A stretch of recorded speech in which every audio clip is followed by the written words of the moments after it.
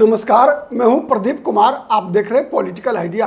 Political idea के आज के इस अंक में मित्रों हम बात करेंगे बिहार में दिन प्रतिदिन बदलते राजनीतिक समीकरण का।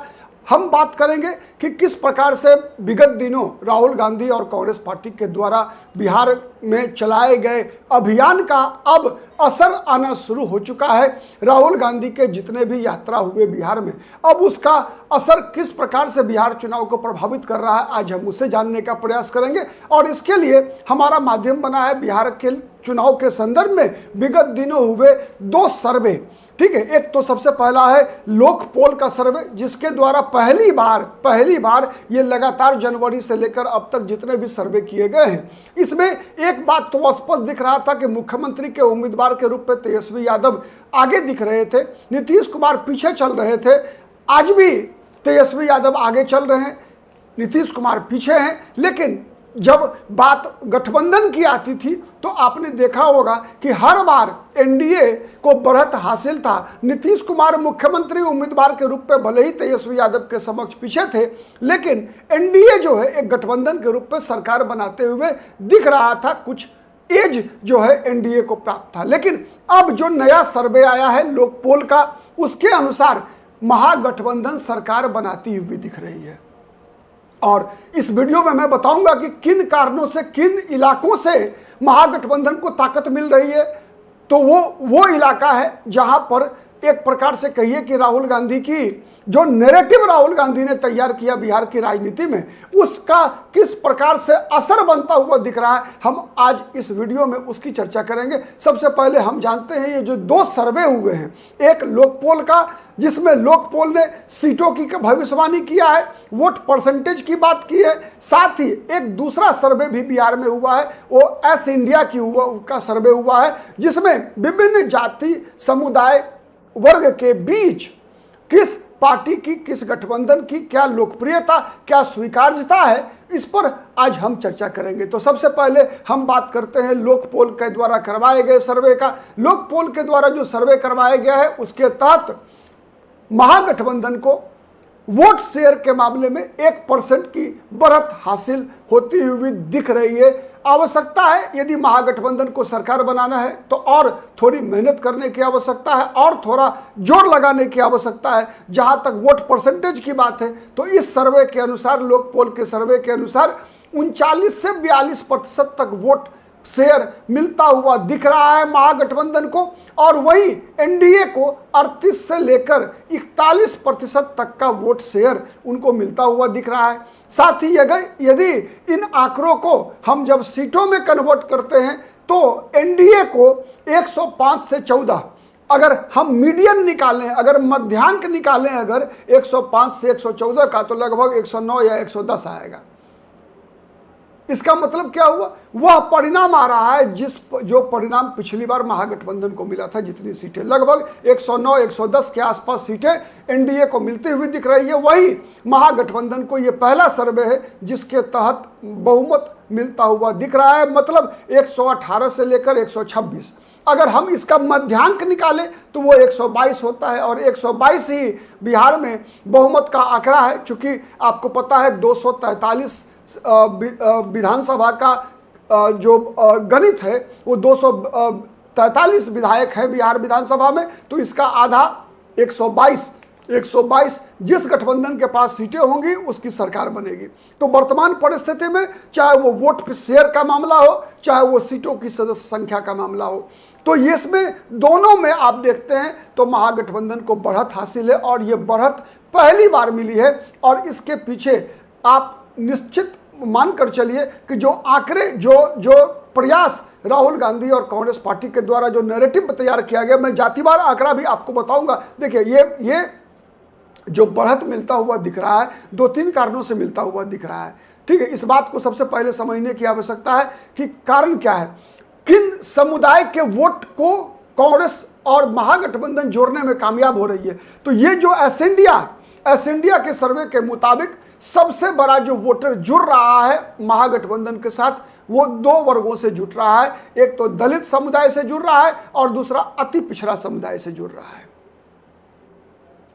और आपने देखा है विगत जनवरी से लेकर अब तक जो राहुल गांधी का, जो कांग्रेस पार्टी का जो प्रयास रहा है, जिस प्रकार से दलित विमर्श को चुनावी मुद्दे के केंद्र में लेकर कांग्रेस पार्टी लेकर आई, कहीं ना कहीं उसका असर दिखता है। देखिए, दलितों में आप 3 भागों में बांट सकते हैं। पूरे 21% की आबादी है दलितों की, इसमें 5% पासवान जाति और 2.5% लगभग 2.25% मुसहर समाज के लोग, 7.5% लगभग आप कह सकते हैं कि ये 5% पासवान, चिराग पासवान के साथ और 2.5% मुसहर जाति के लोग जीतन राम मांझी को अपना नेता मानते हैं बिहार में। मानकर चलता है ये सर्वे कि ये वोटर जो हैं वो जहां हैं वहीं रहने वाले हैं। चिराग पासवान को दुसाध छोड़ता हुआ नहीं दिख रहा है। मुसहर समुदाय के लोग भी जीतन राम मांझी की ताकत बने हुए हैं। लेकिन जो दूसरा सबसे बड़ा संख्या है मतलब वाल्मीकि समाज के लोग, जिसे उत्तर प्रदेश में जाटव कहते हैं, बिहार में चमार जाति के लोग कहते हैं, इनका झुकाव कांग्रेस पार्टी की तरफ है।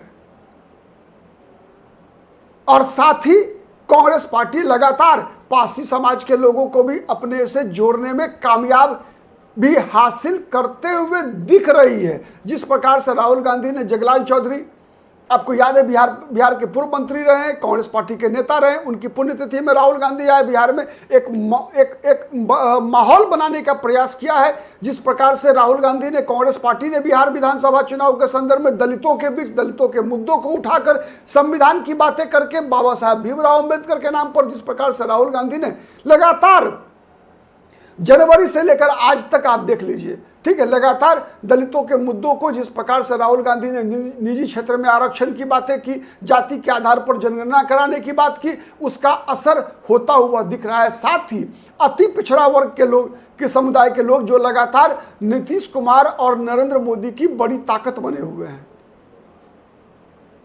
जो भारतीय जनता पार्टी और जनता दल यूनाइटेड की बड़ी ताकत बने हुए हैं, तब भी वो वोट बट गया था इन्हीं दोनों के बीच 2014 के लोकसभा चुनाव में भी।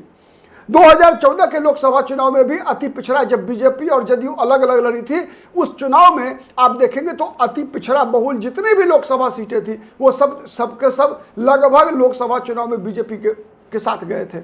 चाहे हम बात करें झंझारपुर का, चाहे हम बात करें सुपौल का, चाहे हम बात करें जितने भी अति पिछड़ा की सीट था, सब पर बीजेपी की जीत हुई थी। वहीं विधानसभा चुनाव में नीतीश कुमार को अति पिछड़ा समाज के लोगों ने वोट दिया था। अब अति पिछड़ा वर्ग में भी कहीं ना कहीं कांग्रेस पार्टी के माध्यम से महागठबंधन जो है मतलब एक तरह से उसमें घुसपैठ करने का लगातार जो है प्रयास करती हुई दिख रही है।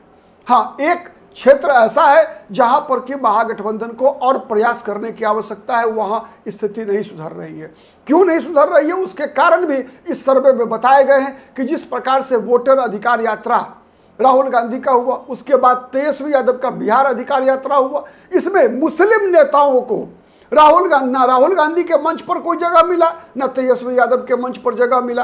तो इस कारण से मुस्लिम वर्गों के बीच जो नाराजगी है उसका लाभ उठाते हुए सीमांचल में AIMIM दिखाई दे रहा है। AIMIM इस कारण से फायदा उठाता हुआ दिखाई दे रहा है। तो ये एक सबसे बड़ी चिंता का कारण है। उससे बड़ी चिंता का कारण मैं बताऊं, सावधानी बरतने की आवश्यकता है जिस किसी भी गठबंधन के लिए हो, कि इस सर्वे में, एस इंडिया के सर्वे में मतदाताओं से जब ये पूछा गया कि आप किस आधार पर वोट डालेंगे, पार्टी के आधार पर, नेता के आधार पर या उम्मीदवार के आधार पर, तो एक बहुत बड़ी संख्या है, लगभग 40% संख्या है जिसने कहा कि हम उम्मीदवार के आधार पर वोट डालेंगे, कैंडिडेट के आधार पर वोट डालेंगे, स्थानीय उम्मीदवार के बारे में। लोकसभा चुनाव में लोग प्रायः प्रधानमंत्री पद के उम्मीदवार के नाम पर वोट डालते हैं, लेकिन विधानसभा चुनाव में वैसे भी चूंकि स्थानीय मुद्दे ज़्यादा प्रभावी होते हैं, स्थानीय चेहरे ज़्यादा प्रभावी होते हैं, तो स्वाभाविक भी है। लेकिन इस बार ये जो सर्वे में जो निष्कर्ष निकल कर आ रहा है, वो निष्कर्ष कहीं ना कहीं जिस किसी भी गठबंधन की सरकार बनेगी उसके लिए एक बड़ा संकेत है कि आप उम्मीदवारों के चयन में थोड़ी सी गलती करेंगे तो मार्जिन अभी भी बहुत एक तरह से कह सकते हैं कि बहुत थिन मार्जिन है, किसी के भी पक्ष में जा सकता है। लेकिन महागठबंधन के पक्ष में जो भी पासा पलटा है उसमें सबसे बड़ी भूमिका कांग्रेस पार्टी की दिखाई दे रही है। इस बात से कहीं कोई इनकार नहीं किया जा सकता। आज के लिए इतना ही, बहुत बहुत धन्यवाद।